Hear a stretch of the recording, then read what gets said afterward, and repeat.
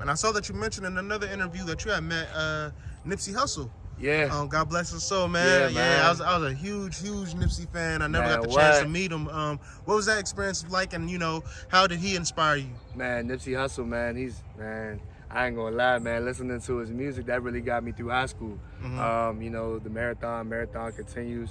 What else? Crenshaw, Mailbox Money, Victory Lap, man. The list go on. He's really one of those moguls, man.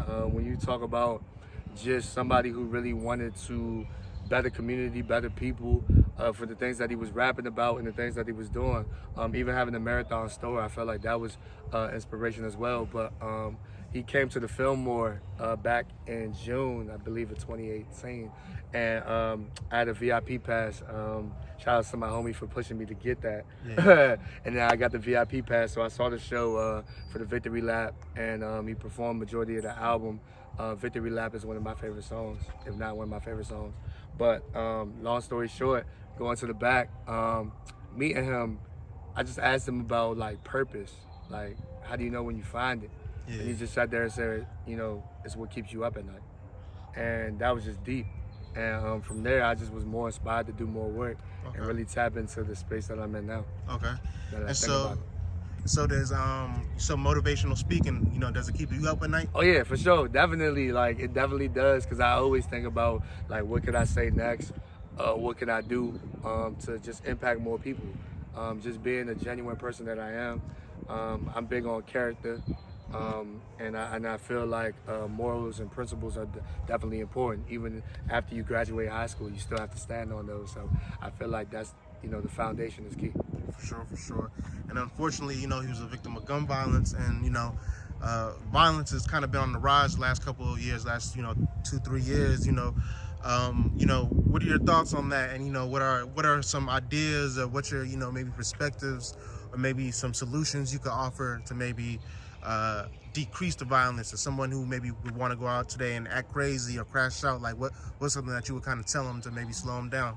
I mean, I would just say, like, really look at yourself and really, like, evaluate where you at right now. Look at, the good, the bad, the ugly, because, I mean, if you still standing, you still here. And if you still standing, you still here, you have purpose, you have vision, you have plans. So, you got to take those steps and really look at something positive, because I think when you focus on the good only gets better.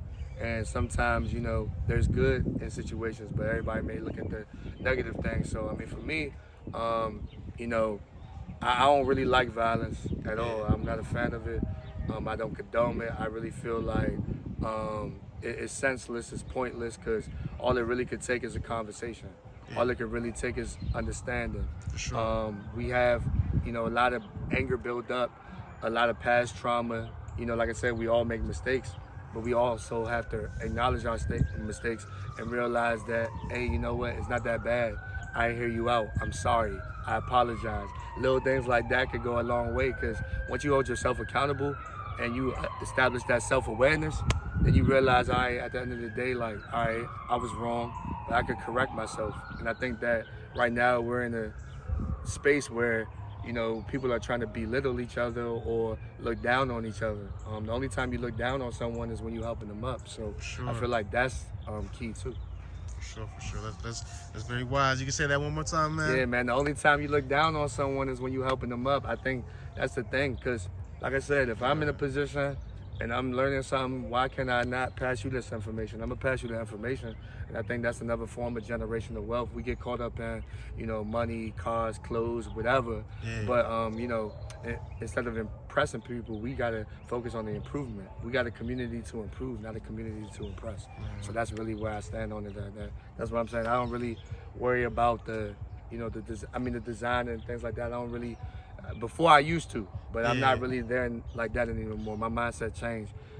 It's the simple things that matter to me. You trying to be rich spiritually and not, rich, with just things, with items, or just you try to be rich spiritually and not rich in vanity. Absolutely, man. For sure. That's how I look at it, man. And everybody like plays a key part. You know what I'm saying? Like God, I always keep them first. My family, my support system, like I said, everybody that I was able to work with, Dare to Be Different CEO Kim, Sierra and Braxton Legacy Foundation, Johnny Biggs, man, this, like I said, everybody that's poured into me, I truly, truly appreciate them. Like I said, it really took a lot of steps to get here, and I'm just grateful for everything and God just aligning all the pieces, because without him, none of this is possible. For sure. So, who are some motivational speakers you kind of look up to, or that you're inspired by? Oh man, so I like E.T., Eric Thomas. That's one. I like Gary V as well. You know, shout out to Wallo267. A lot of people have sat there and said that I remind them of that, but I'm in my lane, he in his. He's a good guy.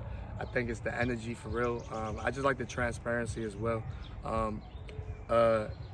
Who else, man? Jim Rome. Who else, man? Les Brown as well. There's a guy named Backpack Jeff. He's definitely dope too. So I definitely say them for sure. Okay. Yeah, I'm gonna say, yeah, you do kind of look like Wallo. I can see the mannerisms a little bit. Like, I can see the comparisons. Yeah, I can see why people it's say cool that, though. You know, I mean, for me, I look at it as a honorable mention. Only because, you know, like I said, that's some good company to be in. So I just feel like that's more motivation for me. If somebody would just sit there and say that, like, hey man, you know what you remind me of? You know, it's all good though. I look at it as, hey, I appreciate it. You know, appreciate you for you know, appreciate the people watching, people appreciate the people sharing, you know, and things of that nature. And if that's the energy that I give off, then that's cool. For sure, that's cool for me. Man. Yeah, that's a great perspective to have, man. So you know what else you got coming for 2020, man? What's your plans for the rest of the year, the next 2 years, 3 years, 4 years, 5 years? Yeah, man. What's your plan? Yeah, grind hard, dream big. I mean, it's more than you know, a podcast. It's a way of life as far as community outreach is concerned. So we're just trying to impact as many communities as we can.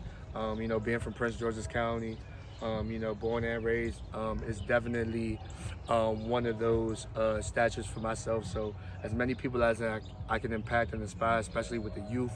You know, more events, more community events, unity in the community, and yeah, and more speaking engagements for sure. That's what I definitely would say, man.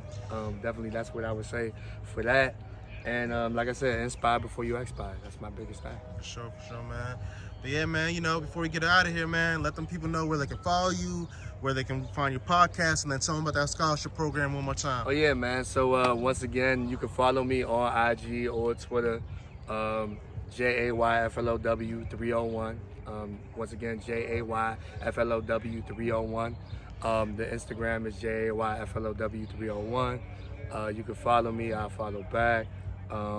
Once again, that's where you can catch the motivation at.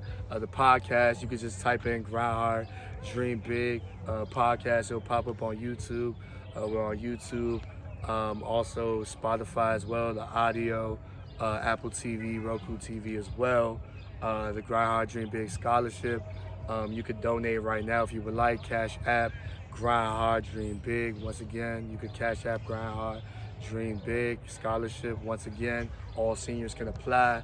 All you have to do is have a 2.5 GPA, be able to write a 500-word essay explaining your career goals, your path, what you're trying to do, show proof of trade acceptance and or college acceptance. Email and send all that information to jfbespn2020@comcast.net.